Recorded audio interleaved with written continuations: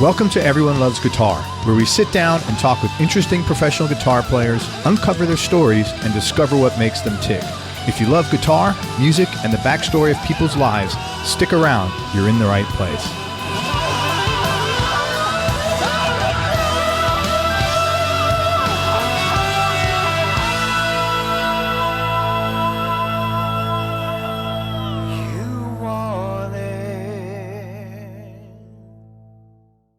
If you're a business owner and you want to increase your cash flow, or if you're a label or artist and you want to promote new music, then listen up. For information about advertising on Everyone Loves Guitar, including information on geographically targeted ads, go to everyonelovesguitar.com/advertise.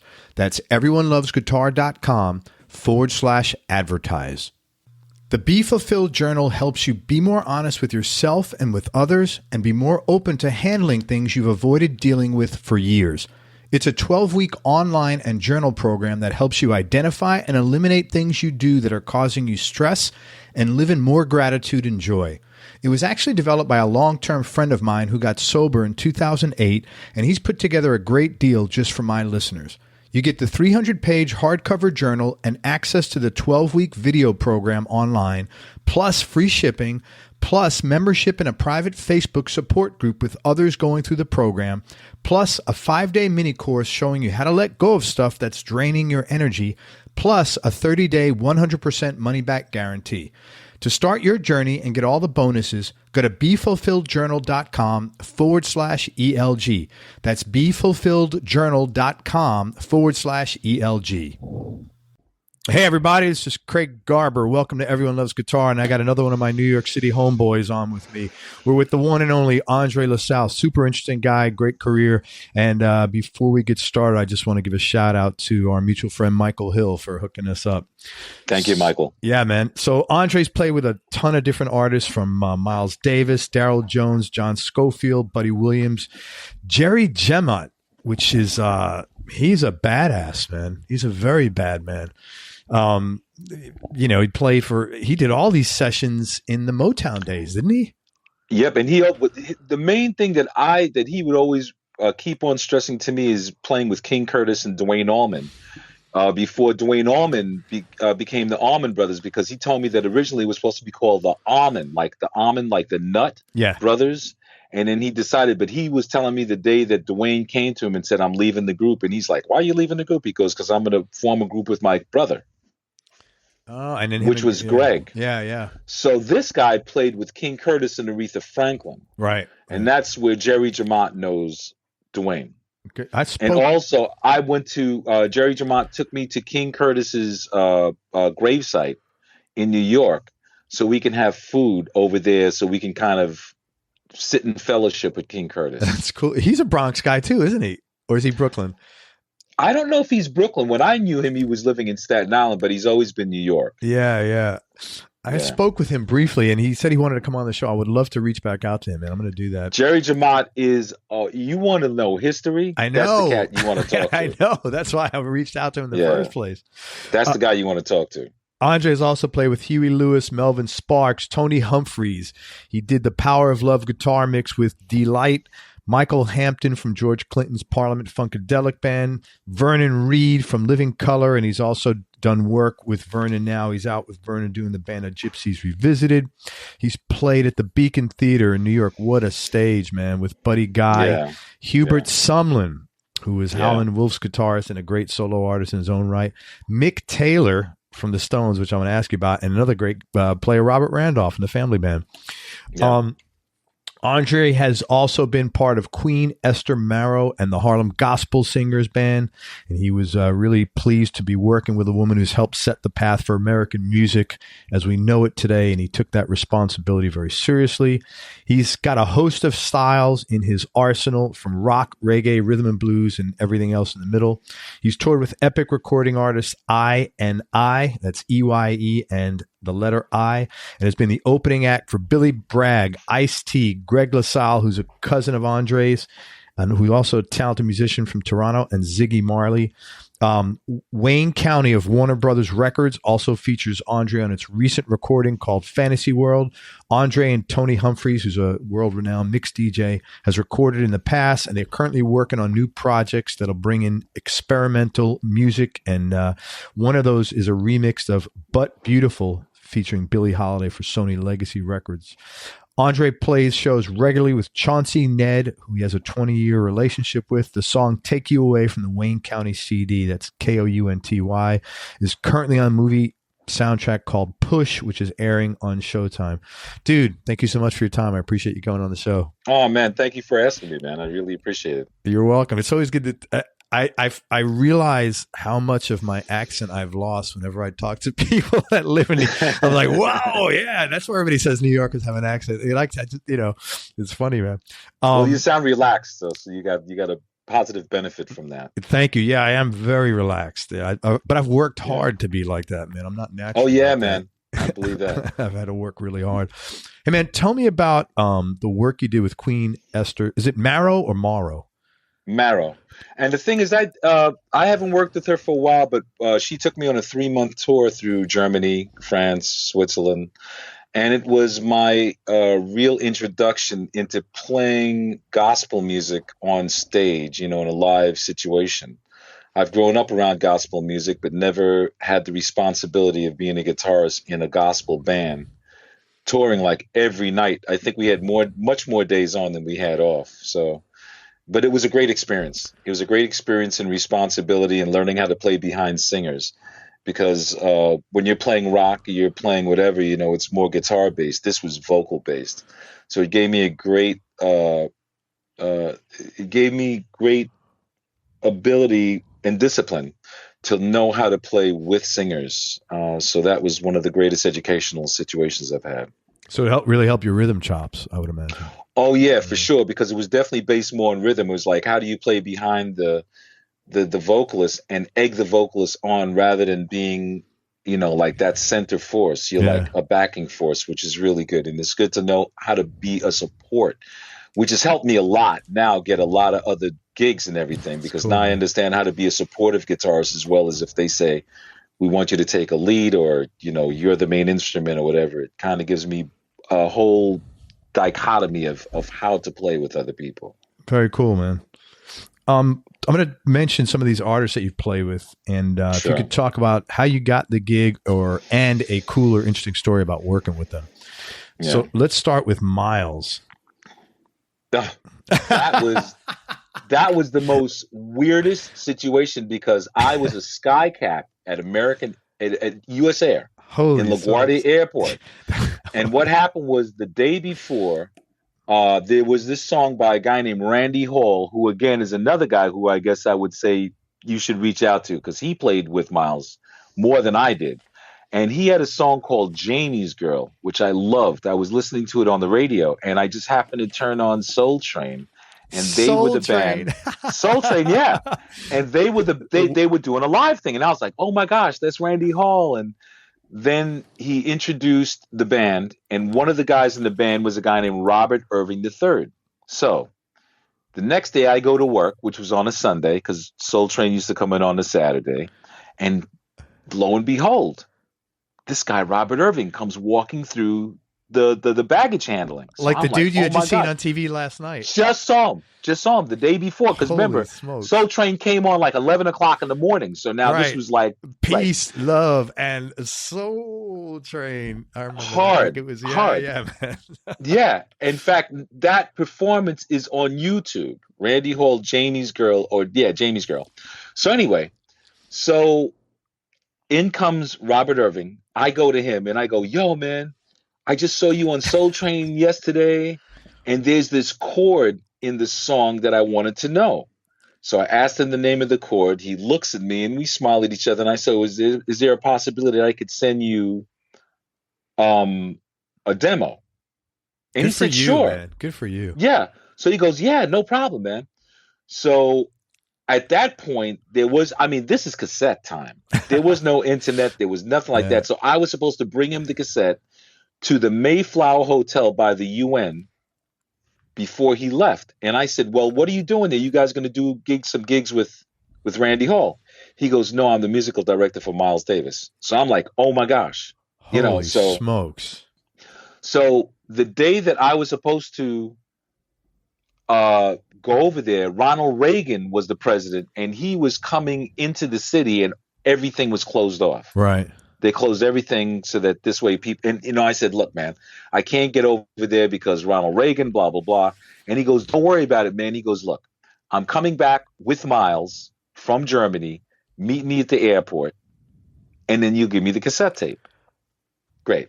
So about 3 days before he comes in, I get a call from a woman called Maureen Irving, and she says, I'm Robert Irving's wife. And my heart is in my mouth because I'm thinking that maybe something happened or something happened. Yeah. And she goes, no, nothing happened. In fact, Bobby wants to find out if, maybe he could stay over your house in New York. And would you mind playing guitar because Mike Stern can't make it back? Now, this is without him hearing me. He didn't even hear you. Dude, he didn't even hear me. Wow. He didn't even hear me. Hey, if you let me stay at your place, you could play with Miles. Dude, yes. I was like, we're doing a soundtrack for a movie called Street Smart, and I want you to play on it. Now, he never heard me. He comes over my house. He stays over for a couple of days. We go and record at A&M Studios in the city. Holy Next thing I know, I'm recording these like siren noises. Because I was always into Hendrix and doing the feedback, and that was it, man. And that was with Miles. And I was like, oh my! And then from that point on, I was at backstage for so many Miles concerts, I lost count, bro. In fact, I have a poster here signed by Miles, which Miles never signs anything. That's really cool, dude. It's some ethereal serendipity, universal, and from this point on, I'm good friends with Vince Wilburn Jr., who's Miles' nephew, who has control of the whole Miles estate.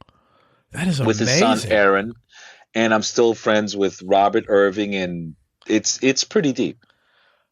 What is like, I hear things like this, and it gives me like proof that there's other shit going on here. Because you couldn't how did that happen? That the universe was very supportive of you being a guitar player, is what that tells me. Dude, thank gosh for the universe. Yeah. Thank gosh for the creator, because the creator has given me more than I could even name. And I feel so honored to be the beneficiary of all this quantum energy that seems to be coming just because, and folks, I'll tell you what, quantum energy is real. Understand that we're all the product. We can all create, and we have to continue to believe in ourselves. Yeah. And I think that's how that works. What a very good, I think it's real if you believe it's real. Yes. Yeah. But a very cool story, man. That's awesome. Oh my God. Talk about being in the right place, right time. Wow. Dude, I got like goosebumps. That is nutty, man. Yeah. Talk about the Beacon Theater gig with Buddy Guy, Hubert Sumlin, Mick Taylor, and Robert Randolph. I was doing a show in Long Island at a place called the Brokerage Pub. About 2 days before that, I was the guitar player at Sam Ash, and I was demonstrating one of their wireless products from Samson, which was brand new. This is back in the 70s. What was wild? Hold on a second. When you were talking about how you connected with Robert and then his wife called you, I was thinking in my head, how did all these things go on without cell phones? Like you had to be home or you had the voice machine. You know what I mean? It's amazing to think how life revolved without the instant connection.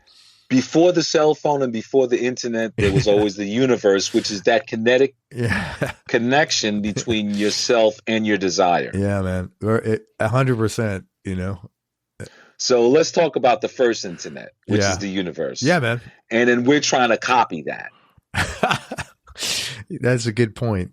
Yeah, man. That's all we're doing. We're trying to make an imitation universe. Yeah, man. At best. Amazing how that those things work. It's just like, yeah. So now it's like I'm playing Little Wing. In the store, and again, this is one of the ways how I met Vernon, because I was like, I didn't meet Vernon from playing at Sam Ash, but he found out that I played Hendrix. heard me play Little Wing and said, dude, like, how do you play that? And we sat down and I showed him the little things that I had learned because I don't read. Right. So it was a matter of figuring out a logical way of understanding the way how Jimmy might have thought of how to play these things, because he wasn't a reader either. But anyway, this guy named Carl Fiodano, who I'm still friends with, who's also another great guitar player, comes up to me and says, hey, man, you play that pretty good. I said, yeah. I said, well, if you'd like to, come to see a gig with me tonight, because I'm playing with Jerry Velez, who I know through another friend of mine named Chauncey Ned. I mean, the connections are ridiculous. I know, so man, anyway, he comes to me world. and he goes, yo, if Jerry Velez is there, I got something for you. So he came to the gig. Jerry Velez was there, and he gives me this video of Hendrix doing a news conference in Harlem. And I'm like, oh my gosh. So then I find out as years go by that Janie Hendrix got the rights to Jimmy's thing. And I mean, I didn't want to give this to Alan Douglas. So I reached out and called 411 and said, is there a number for Experience Hendrix? They said, yes. All right, blah, blah, blah. So I leave a message going, I think I have something that you want. I have a video of Jimmy doing an interview at Harlem. And next thing I get a call from John McDermott, who's the guy who's handling all of the books and everything through Experience Hendrix. And he goes, dude, are you serious? You have a video? We've been looking for this video. They call me up. I go to meet Janie Hendrix in the city at a place called the Lucky Strike restaurant in the Village at the time. Give her the video. They ended up using it for the Woodstock. If you look at the Woodstock video, there's a second video, and on there is that video that I gave them that they remastered. That's pretty cool. So she says, we're doing this thing at the Beacon. And I said, Janie, I want to play. So she's like, well, I don't know if I could get you on, blah, blah, blah, blah, blah, blah. So I go there with my guitar, backstage at the Beacon, there for the whole thing, sound check, the whole bit. And I'm waiting there. And Hubert Sumlin comes up to me, and I'm like feeling all disappointed. He's like, dude, just believe in yourself. If you just, it's going to work out. It's going to work out. Next thing I know, it's like I'm backstage, and John McDermott comes up to me, and I'm thinking he's going to tell me, dude, you got to leave. Right. He goes, run around to the other side. We're going to take you up on stage. And next thing I know, I'm playing through Andy Andelduit's rig, which is exact Hendrix's stuff. I mean, it's a remake of the first 100-watt 1969 Marshall hand-wired amp. It's crazy. Go on stage with an old guitar, an old Strat that I have. And next thing I know, I'm on stage with Mick Taylor, Buddy Guy, Robert Randolph, and I'm like looking at the stage, and I'm looking at them, and I'm like, holy mother of God, What year was this? This was the first year, I think, that the Hendrix thing had started. So this was probably about 91, 92, something like that, if not later than that. So Robert was just getting his steam going as well.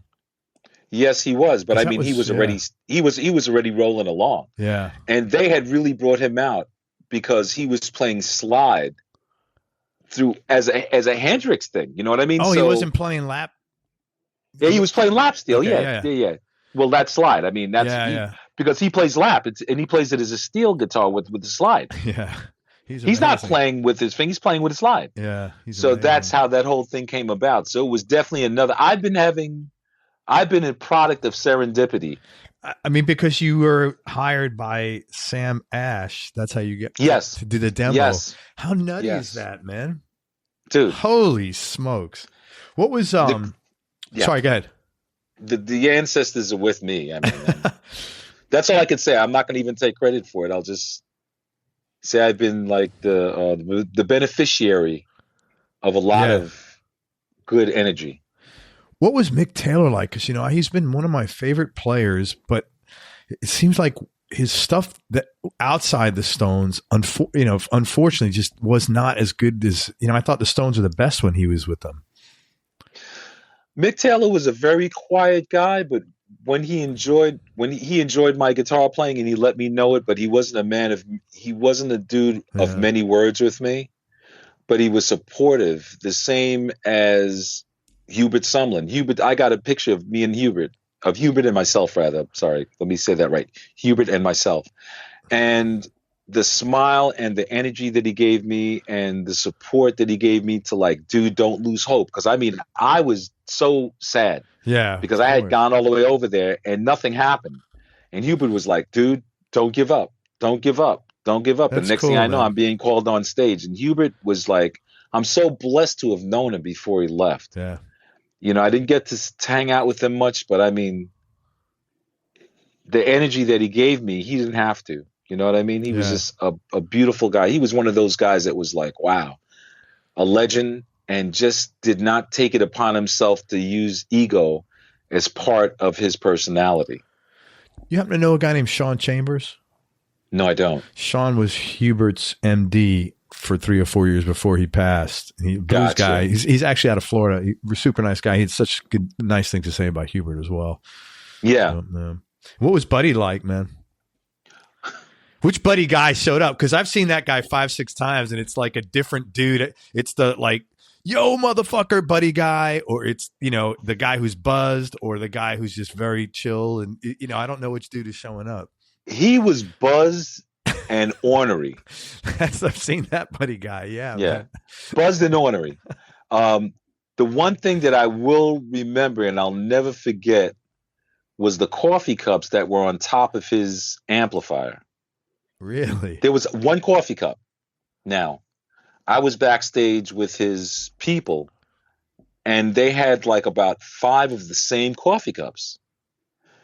And the coffee cups were constantly being refilled with, I'm not going to say. Whatever, yeah. But I just couldn't believe that he could actually walk on and off stage. Yeah. I was blown away. I was like, yo, this dude has a resistance that is like just awesome. Yeah. And he's still playing today. I'm like, dude, you got some tough genes, bro. Yeah. And And I could, and even after we finished playing, he barely said anything to me. I mean, he was like, he was just going through motions with me. Mm. But I got to play with him. So that's cool, man. Good story. Thank you. Talk about your the work you did with Jerry. How did that come about? I was living in Staten Island, and I forgot how I met Jerry. But Jerry had just come to me, and I met him through, I forgot what source, but he wasn't doing anything, man. I mean, he was trying to figure out how to get his career back on course. He was doing some gigs in the city, in the village. And one day he comes to me and he says, dude, he goes, a guy just looked on the billboard and saw my name, walked inside, asked for me and said, Jerry Germont? You're the Jerry Jemmott? He goes, yeah. He goes, I thought you were dead. He goes, Greg Allman's been looking for you. Because Greg Allman had always heard about Jerry through Dwayne. Yeah. Dwayne loved Jerry. Next thing I know, Jerry says, dude, you have to, because Jerry was, you know, I lived right near Jerry in Staten Island. And he asked me to drive him to New Jersey Pack. Or whatever it was. It wasn't New Jersey Pack. It was somewhere in New Jersey. He goes, dude, I need you to drive me to New Jersey because we got to meet Greg Allman. Greg Allman wants me to play in his band. And I was right there when the gig was finalized. He already had the gig, but it was finalized right there in Greg Allman's bus. And that's when I met Warren Haynes. Yes. And Derek Trucks. Holy smokes. And all those guys. And then from that point on, anytime that Greg played, and I would ask Jerry for tickets, and he was the reason why I played with Huey Lewis and the News, because he was doing something at BB King's, and he asked me if I would play, and I was like, heck yeah. Oh, Jerry asked you to play? Yes. Oh my God, that's so cool. So he hooked you up after you helped him out. Jerry is just an amazingly incredible guy. He would take me to Buddhist temples and stuff like that, because at that point I was really in a search for grounding. and he was helping me to find that grounding. I am not a Buddhist. I'm into the Yoruba religion, Orisha, which is a Spanish thing. I don't know if you're Spanish, but No. I mean that's it's very big Cuban, African type of thing. But Jerry has always been loving and supportive. I mean, Jerry's like one of the most beautiful individuals I know in life. That's cool, man.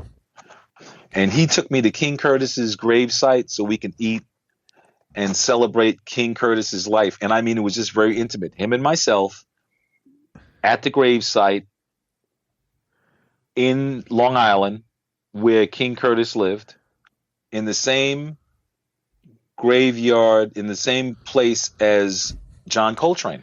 Oh, I didn't know. That's pretty cool. He's there too, yeah. Oh, interesting. I mean, man. dude, it was like, as I said, I can't make this stuff up. I mean, you have to have a hell of an imagination to make that. Yeah, and I don't. Wow, that's very cool, man. How about one last one? You have any cool iced tea stories? Nah. We opened up for iced tea with I. Uh-huh. And yo, let me tell you something. Iced tea was really part of that whole gang scene, pimp scene, the whole bit. But the one thing I loved about Ice T, never drank and never smoked. All of his boys did. A lot of his dudes are dead right now because they were involved in the gang life. Yeah. And one guy died of the drummer died of pancreatic cancer because he literally drank. Like, I never seen stuff like that. Yeah. But Ice T, we opened up for him for the Cop Killer tour. Oh, that's when he was like at his peak. Right at his peak. I mean, he had just gotten moved. He had just he transcended from the rap game into the heavy metal game, and he's still in the rap game. But now I can't believe it. It was a Cop Killer tour where he was talking about killing cops, Yeah. and now he plays a cop on television. I mean, you again. Can't make this up. I know. Nah, man. I mean, like, you talk about a dude who knows how to market himself. Yeah. Ice-T's that dude. From pimp and player to like playing a cop. Yeah. Right. Imagine that. Only in America. Oh, only in America, man. I mean, it's like the president. I mean, only in America can stuff like this happen. Yeah, that's very true, man. Wow. So the shows were pretty wild, I'd imagine. Oh, completely. I remember us doing a show in New Orleans at Professor Longhair's Club, the place that's called, I forgot what it's called, but that was the first time that I saw stave diving off a balcony. Holy crap. And the guy got up. I mean, I don't know if he landed on somebody or what, but I remember seeing stage diving from a balcony. Wow. So this is pretty out of control. It was out of control. And I just remember looking at that and I was like, I don't want to get on their buses. I'm not into that whole, I mean, that was too extreme for me. Yeah. That's a bit out there, man. You gotta, that's like driving around. Like, I remember when my kids were little, I used to say, man, there's nothing good is going to happen driving around after midnight. Nothing good is going to happen from hanging out in that scene, man. No, dude. I used to leave the concert and go straight back to the bus or go to a restaurant or something like that. And I was like, I love to see it I saw it from the outside and I just realized that anything that I need to see from the periphery, not from the inside. Yeah. And I was cool with that, you know. Yeah. Cool, man. I'm still a pretty mellow guy. I mean, my strongest beverage right now is coffee. That's okay, man. And my favorite addiction is peanut butter. Yeah, man. I love peanut butter. Yeah, man. I'm like, I don't smoke or drink or anything. I'm like completely, you know. Are you working on anything now that you're excited about? Yes, I'm working on a remix for a guy called Gerald, which I'm doing with my cousin Tony Humphreys right now, and I'm working with Keir Kirby from Delight. She is a good friend of mine, and just like, she's one of my supports as far as being a person that helps me get through life. And that's cool, man. I constantly work with her. She's not only a genius. Keir Kirby is a genius, straight up. I mean, if you listen to Groovers in the Heart, that's a great track, man. And she never wrote before that. I was like, Keir, believe me, I know her, and I'm still amazed and bedazzled that type of talent could just come out because you believe in yourself, or it just happens. I mean, she's a badass. Very cool, man. So where did you grow up? Brooklyn. Born in Kings County Hospital. Grew up in East New York. Grew up in like East right by New Brookdale York. Hospital. Oh my God. God. Yeah, man. I'm an East New York boy. Dude, let me tell you, my younger son, he's 27. He sends me this Facebook on a message. He goes, "Hey Dad, is this why you don't like us going to New York?" And it was just some shit that went down in East New York.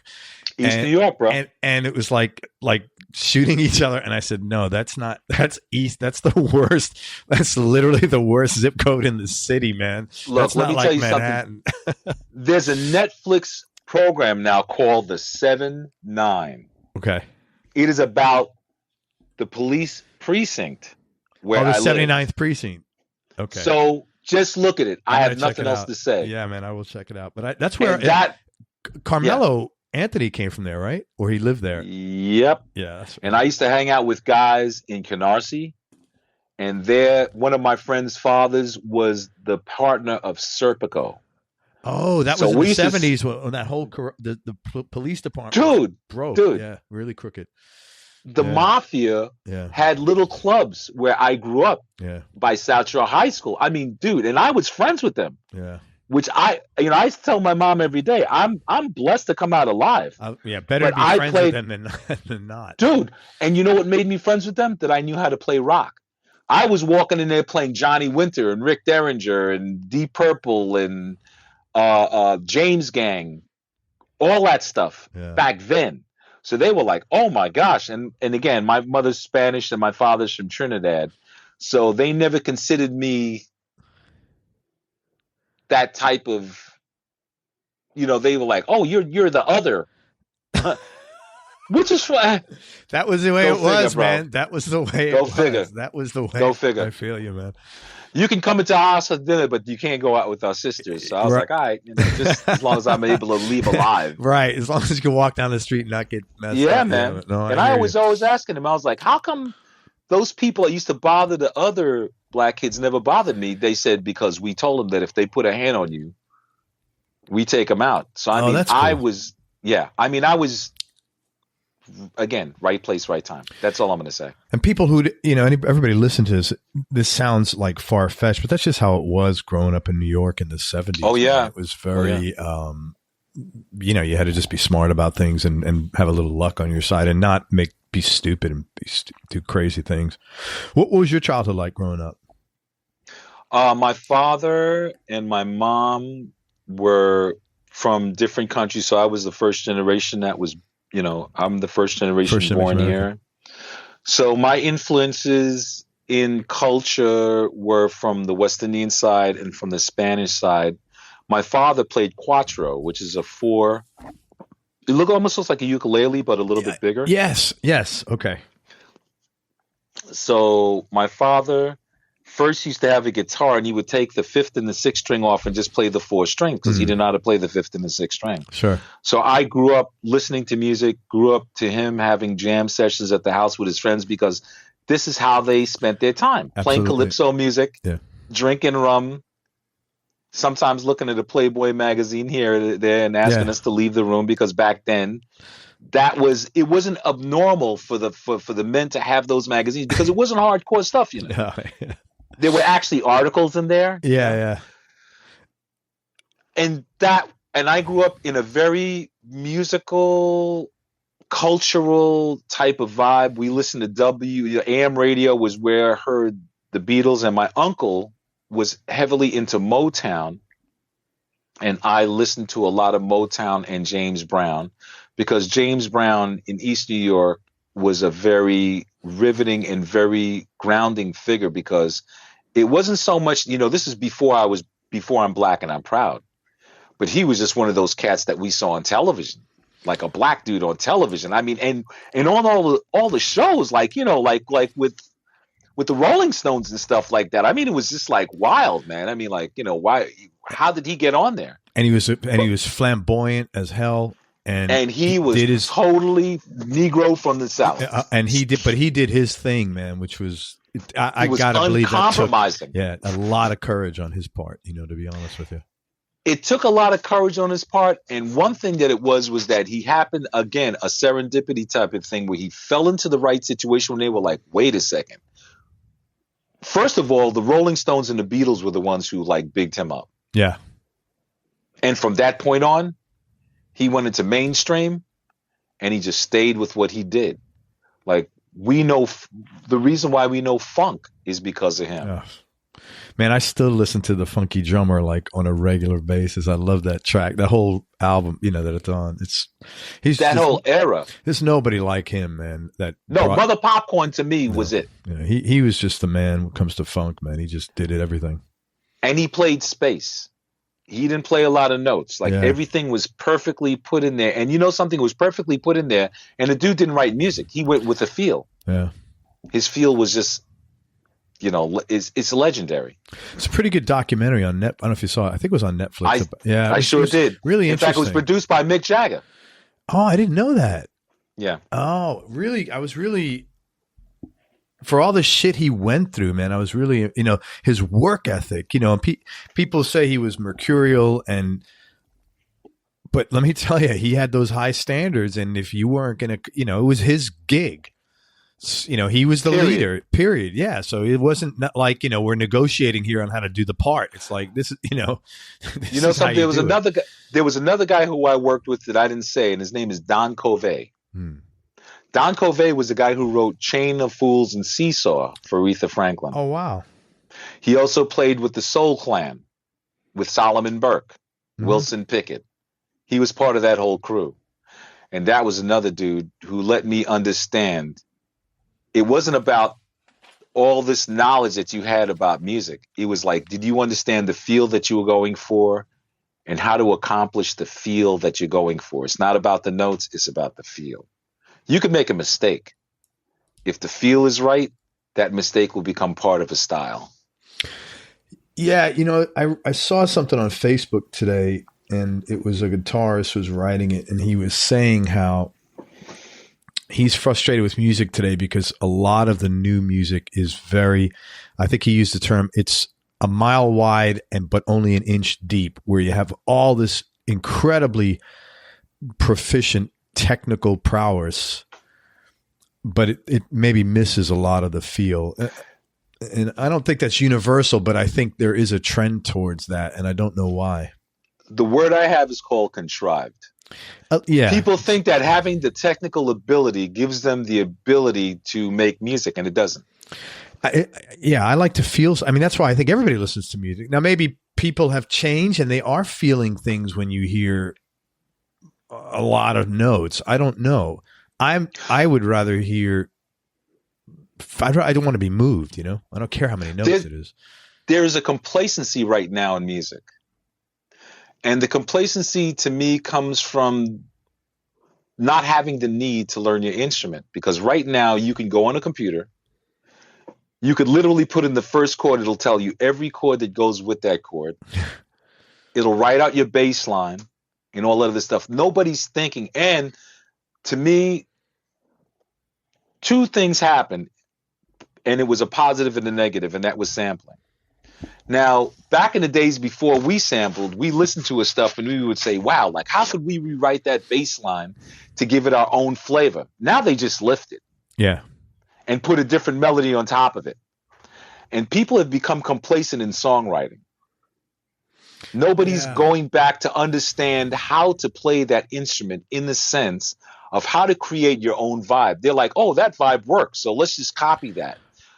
Yeah, and I don't even think it's like intentional complacency. No, it isn't intentional. No. I think it's like, hey, man, look at all this cool stuff we have. There's less skin. You don't need, in theory, as much skin in the game to make music.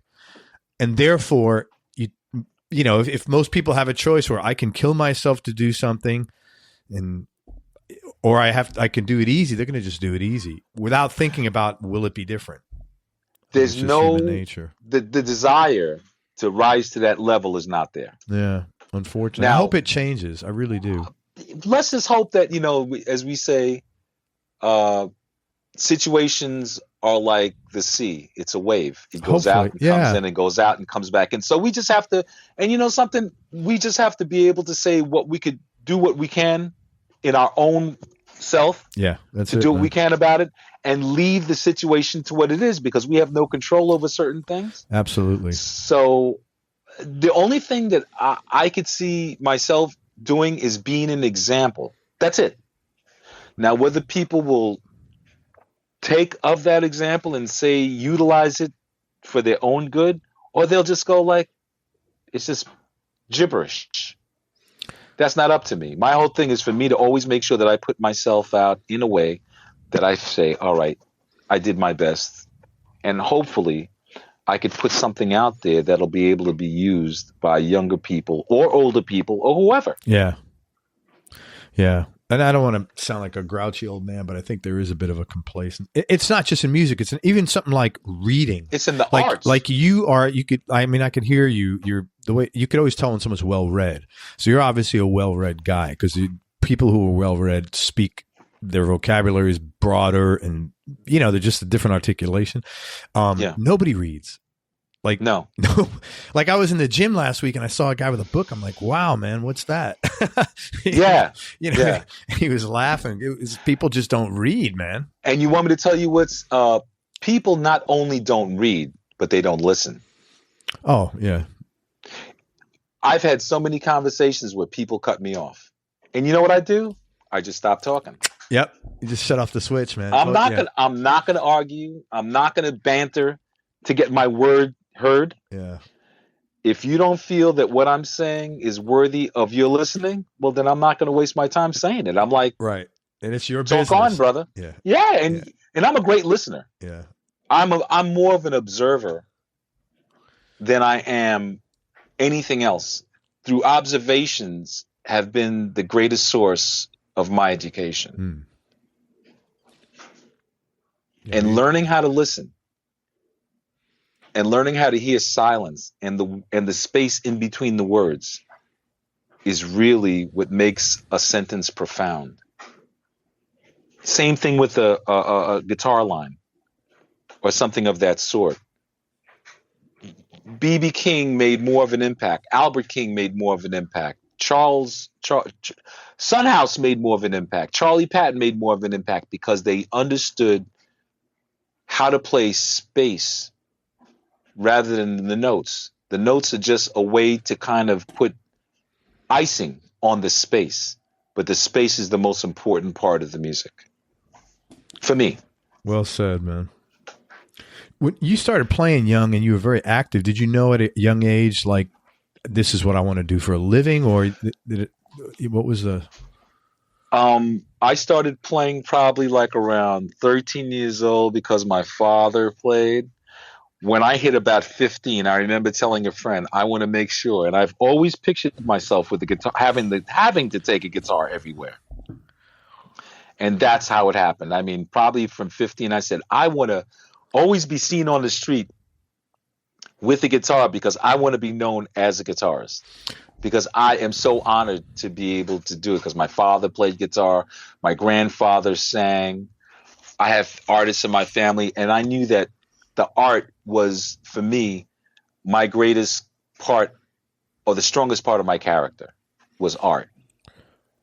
So I always wanted to be that person who had to go to work with his guitar. You have a very good spiritual sense. That's not the right word. You have a very healthy, and it's very natural, like, sort of visual ability to visualize, or to very comfortably. I mean, this is what I'm getting from you anyway. Yeah. Place yourself into environments, like to visualize your success, sort of, almost, Yes. Where did that come from? Because that's a gift, man, to be honest with you. I got that definitely from my mother and my grandmother, more so than anything, because I've seen them come through impossible situations, creating something out of nothing. And that's something that I've more now in my life now believe that it is not only possible, but we have to always be cognizant of what we think and what we feel, because we're creating things constantly, negative and positive. Yeah. And I've seen my mom made things happen that I would just sit back and go, holy cow, how? But it's a belief not only in oneself, but to be very hopeful in the sense that not only can you hope for these things, but you can make them happen. Okay, so that you just said, and thank you for saying that, because it really helped crystallize my thought. What I was trying to say is you seem like a person who's been very trusting of the universe. That is really what I was trying to get at. Where did that sense of the universe is going to take care of me, and maybe you didn't even articulate it like that as a young man, but where did that sense come from? Was that through your mom as well? Through my grandmother more so, because my grandmother was a very religious person in the sense that she went to church. This your mom's, your maternal, or your? Yeah, my maternal, yeah, my okay. mother's mother, my mother's mother. And I, believing in God, and again, I'm into Orisha. I'm not a Christian. My grandmother's a Christian. You get to understand that her faith is what made her come from a place in South America where she had nothing to a place where I'm living in a house. Like, that happened from belief. And she communicated that. Yes, and she communicated that through example. She spoke about it in words, but it was the way she lived. I saw things happening. It was like, how does that happen? And then what happens is I understood that faith is such a heavy part of how we make things happen in our life. And the universe works with you. I mean, that's what I found out. Well, and you're not talking about religion particularly. You're just saying faith in optimism. Yes. Faith in optimism of what's to come. That's right. And to believe that you are worthy of that. Yeah, that's a big thing. Because so many people stump themselves by saying, I'm not worthy. Yes, you are. And it's to have that belief that even in the weirdest ways, you can make it happen. You just got to keep on. It's like the visualization manifests itself in physical reality. Yeah. That's very, I mean, my feeling and my read on you is that's a very inherent part of your character. And I that's a kind of a gift, to be honest with you, man. I'm really happy for you. Yeah. I'm blessed to be born into the family that I'm born into, and to have the examples that I've had in my life to see that this was not just a fantasy, but it really is happening. What were, Andre, some of the low points or maybe the darker periods you've had to deal with in life, and how'd you get through them? The darkest point for me was when I fell into a fire and I became a burn victim. So my arms and my hands are burnt, and that was when I told you that I realized that I had to play guitar, because my hands were totally burned. I fell face first, but my face didn't burn. I had long hair down to my head, to my waist, and my hair didn't burn. I was playing a job in the Hamptons, and it was raining on the grass, and I slipped on the grass and fell into a fire pit. Holy smokes. So that was one of the low points. After that, I had an issue with alcohol, which I realized was almost like a PTSD. Because through the incident with the fire. Yeah. And what happened was, when I fell into the fire, I passed out, but my eyes were wide open. They thought I was having a stroke, because for some reason I went into this hypnotic state, and I didn't feel any pain. I wasn't translating or emoting any pain. I wasn't communicating any pain to them. Meanwhile, I was on fire, and they just could not understand that. And I can't understand it either. But it came to a point where I would constantly have these weird dreams of falling in a vertigo, a vortex type of thing. And then there was a point when I was doing a lot of drinking that I realized that I was just pushing myself further into a bad place rather than getting relief. And then a spiritual thing kicked in, and the urge went away to drink. The urge went away to smoke. So that's the reason why now I don't smoke or I don't drink. And I don't have any problem with anybody doing it. Yeah. It's just not right for me. That's all.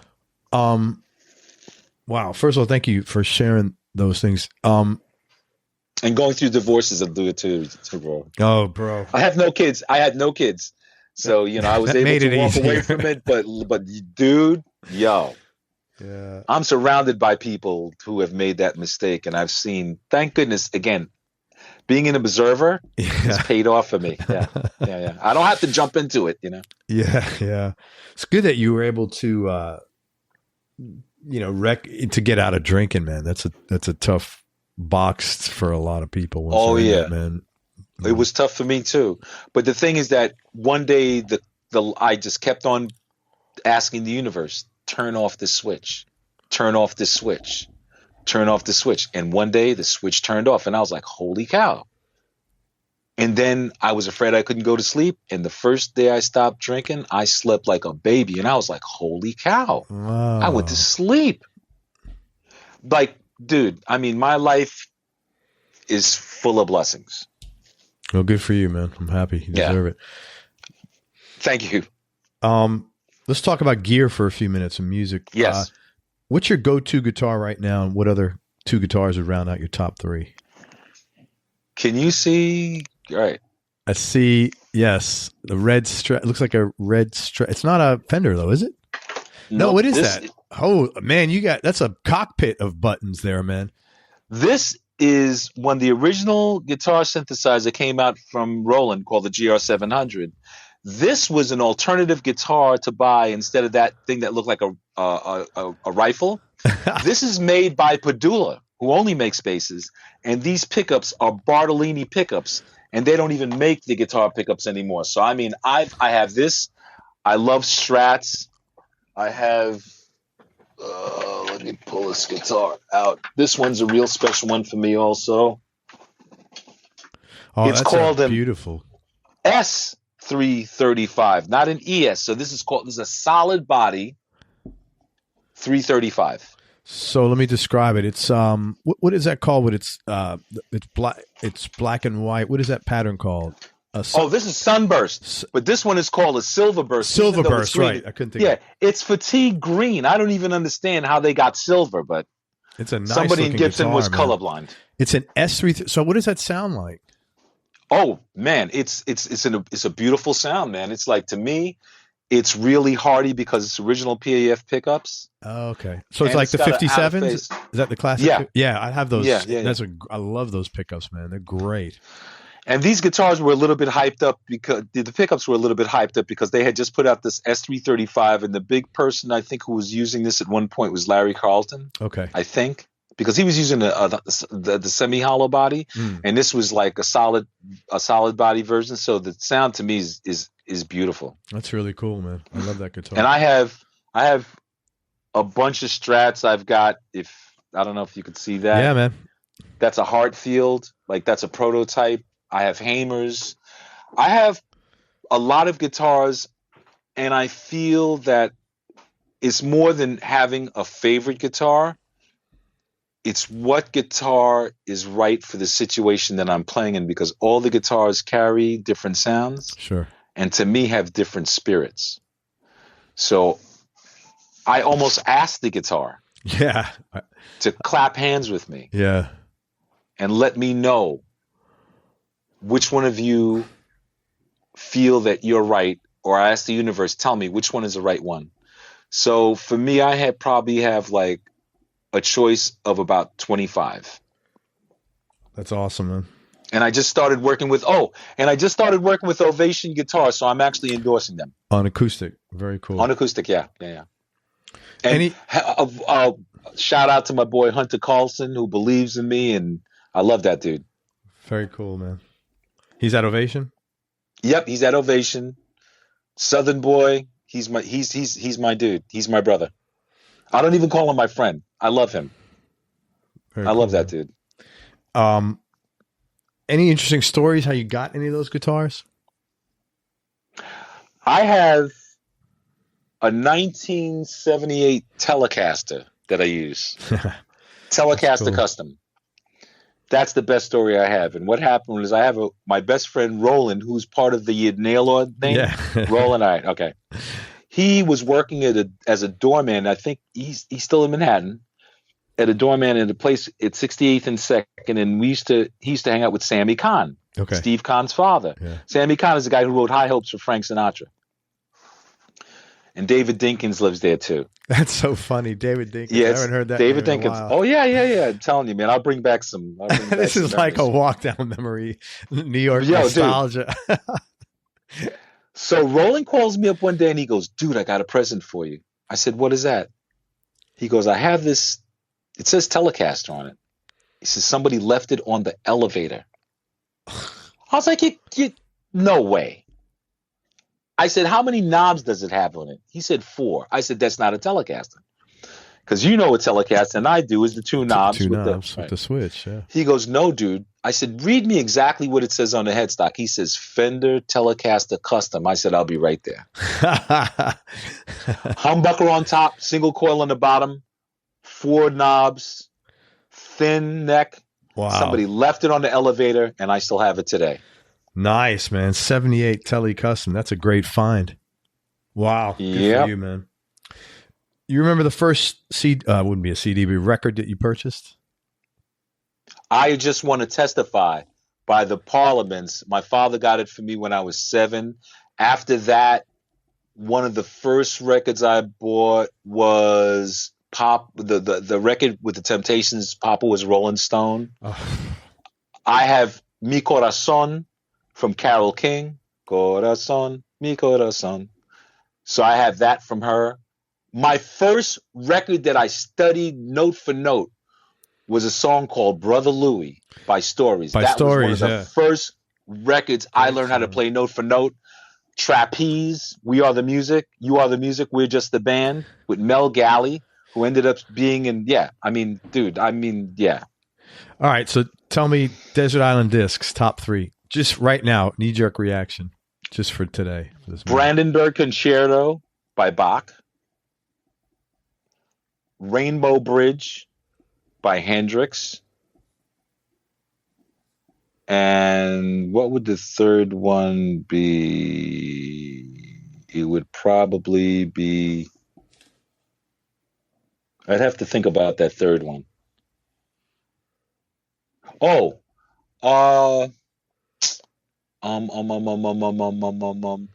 actually, nah, because that's even though I was going to say that I like the record, but it isn't my favorite because we're talking about an all-around album. So far, that's the only thing I could think of: Brandenburg Concerto and Rainbow Bridge by Hendrix. Fair enough, man. What would you say? And Tutu. I love Tutu by Miles Davis. Yo, I love that album. Wicked.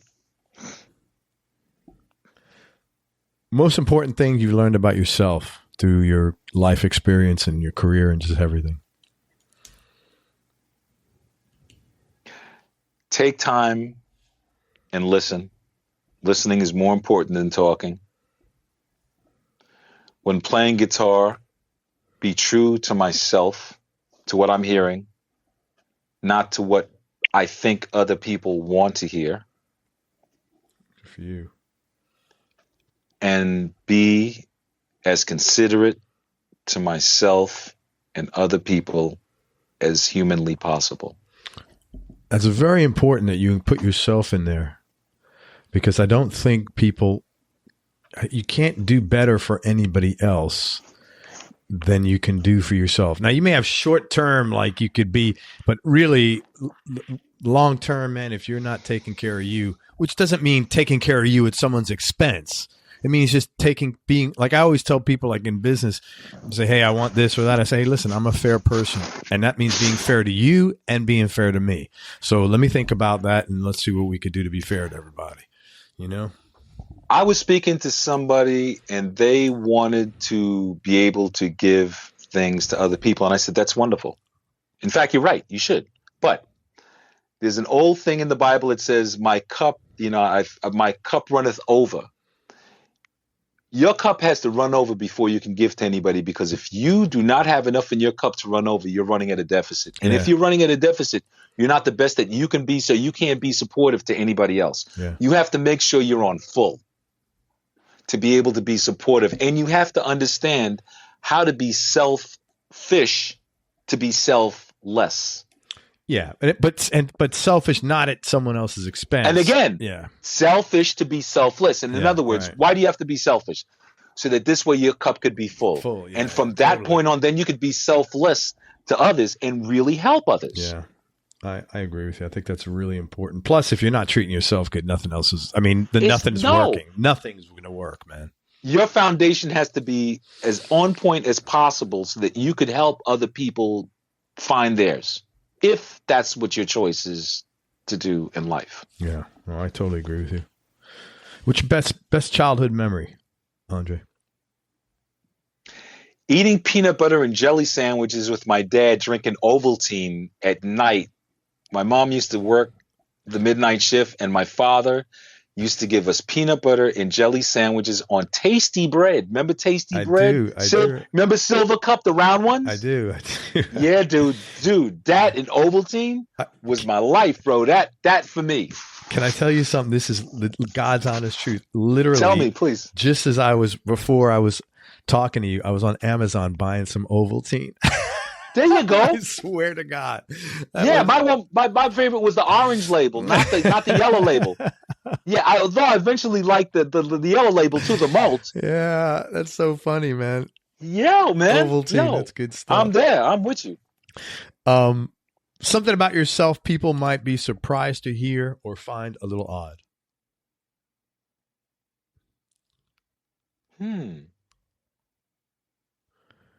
Wow.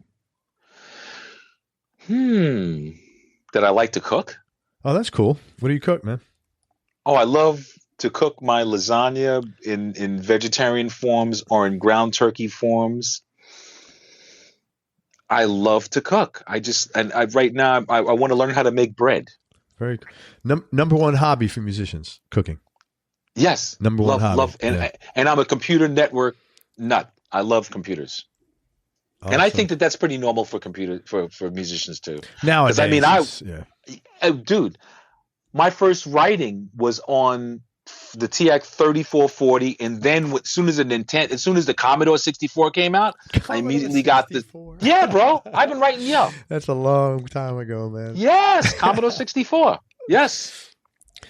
Most important thing your dad taught you? To be true to myself. And how about your mom? Most important thing she taught you? How to be strong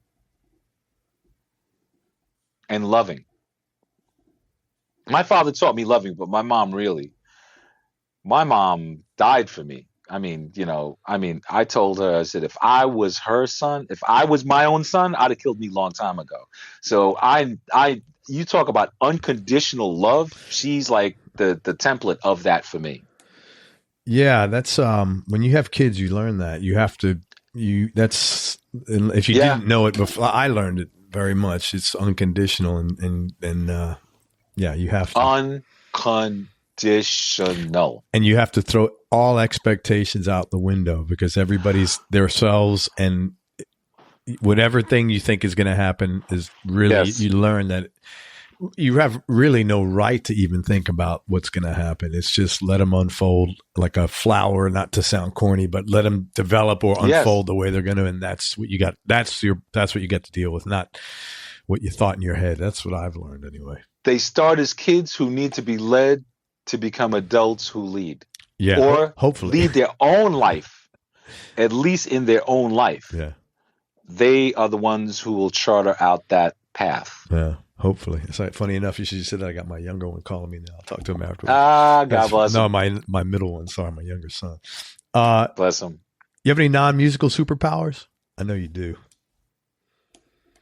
Spiritualism and visualization and manifestation. You know what, man? Now so do you groove with Michael on that? Because we had a pretty deep conversation, Michael Hill, about a lot of that stuff too. I have never talked with Michael about it, but Michael and myself have that energy together that even though we've never talked about it, I know. And it's funny because I never ever spoke to Michael about a spiritual thing. Interesting. Yeah. Cause he puts a lot of his time into that. When Michael and myself hug, there's definitely more than a physical thing. Yeah. So yes, I'm not surprised to hear this. In fact, now I got to go back to Michael and talk. No, you got to talk to him about it. Word, you guys are on the same trip, in a very good way. Yeah, maybe not the same direction, but you got this. Your intentions are very similar. Look at how many paths lead to the same destination. Yeah, totally, man. Yeah, he was a real. This is like we had a similar conversation. It was very interesting. Wild. You have any hobbies or interests outside of music, Andre? Besides cooking? I'm really and I do. I'm just trying to think. Like, what do I like to do? Not too much. I mean, I wouldn't say hobbies. I'd say the thing that I like to do most is I love to talk to my ancestors. I love that spiritual part of what I'm doing. That's so much a part of my life. And right now I'm teaching at the boys club. So that's cool. I love to talk to the kids and let them know that music is only a part of our life, and they know they can come and talk to me and if they're feeling troubled or anything like that. That's really cool. That's very cool. Anything you wish you did differently? No, I feel very understanding that the path that I'm on is because of all the things that I've done before. And no. I wish that I had other things, but that will happen. Yeah. But no, I don't want to change the course. If it wasn't for the course that has happened to me, I wouldn't be here now. And I feel very grateful to be here. That's very cool, man. 2 more questions, bro. Sure. Toughest decision you had to make or most difficult thing you've had to do? Stop working in the corporate world and go straight into music. Yeah, that took a lot of courage, I bet. It was forced on me, and I just accepted it. And was that after you had your accident? Yes, it was. Yeah, that was cool. So you got something out of you got something out of that. Well, you know something? They always say that in order to be a really good fine piece of gold, you have to be burned. Yeah. All the impurities have to be burnt out. Yeah. The only thing that I wish, honest to God, was that I was in a relationship with a woman. But I mean, at that point now, I just have to always go also. These things will happen. I just have to, since I'm not there right now, I realize that this is the universe going, you got to get yourself at a point where when it does happen, you're grounded. Yeah. So I'm constantly on that point in my mind of grounding myself. When I hear about people like you who have been with your lady for a long time, you are so blessed. Oh, believe me, I am. 26 years, and dude, that's beautiful. We still like each other, like we laugh. You see, I mean that's what I'm talking about. Right. I mean, we hang, we have fun. Like I wouldn't want to hang with anybody else but her. First. Y'all best friends. Like that is right now. Best friends. That's the mystery. You know what I mean? Yeah, yes. No, but like some people are just like friends. We don't want, we're lucky. We're both similar. Like we're friends, but we still have the romance going. We still have the fire for each other. I don't know how. I don't know how. I know that we've worked really hard to communicate and keep that shit going. And I guess it's paid off, and I feel really lucky, but that's my greatest gift, man. I'll be honest with you. I wake up every day being thankful for that. It's taken me a while to learn how to stop being sad about what I don't have and be grateful for what I do. Yeah, I think that's a natural thing. It takes a while for everybody. It's hard, especially when you've had heartache or, it's easy to say in theory or to give advice to somebody else, but it's hard to do that in reality with yourself. And you just got to spend a lot of time on it, man. Just know that it's meant, if it's meant to be, it's going to happen, sort of thing. Just do do what you've been doing. Trust in the universe. Yep, that's exactly what I'm doing. It seems to be working. I'm still smiling. I'm 59 years old, and I don't think I carry that age with me. No, man. If you're a 35-year-old woman, this is the man for you. There you go, bro. There you go. I believe. And I believe too, man. And last question: biggest change in your personality over the last 10 years, and how much of that change has been intentional, and how much is just a part of aging? Sobriety is the biggest change that I've ever had in my life. Good for you, man. For me, it's the most important aspect of my movement, because now I have a better balance of logic and emotion. That's great, man. And you just quit drinking. You don't go to NA or AA or anything like that. Nope.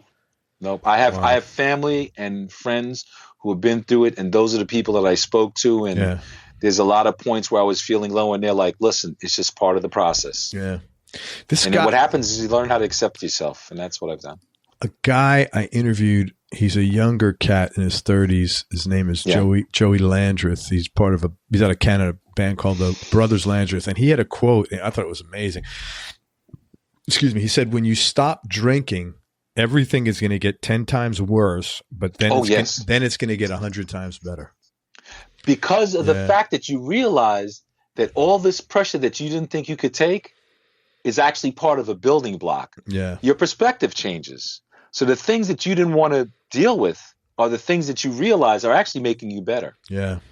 Well, good for you, man. Congratulations. I'm really happy. Getting sober is not an easy thing, man. And I'm really happy for you.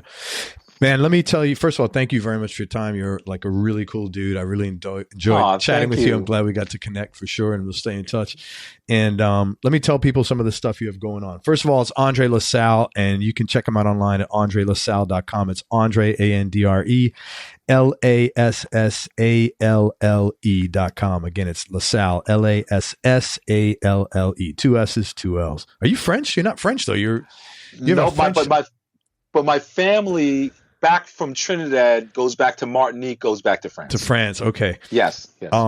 So Premonition, he's got a project he's working on. You want to talk about that?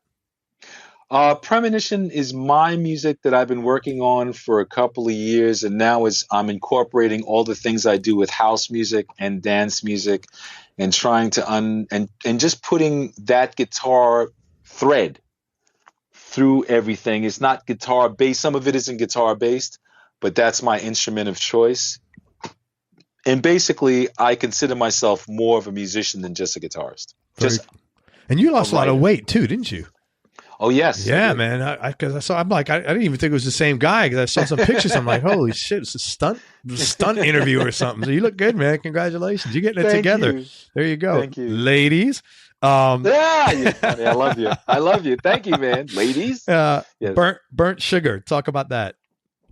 Burnt Sugar is a project that I got into through Vernon Reid, a friend of ours called Greg Tate. That's how I met Greg Tate, because when Vernon started doing the Black Rock Coalition, one of my groups called No ID was one of the early groups that was gigging at CBGB's. Greg Tate is a person that I've known for a bunch of years, but didn't really get to know him well until the last 10, 15 years, because we've been hanging out since the 70s.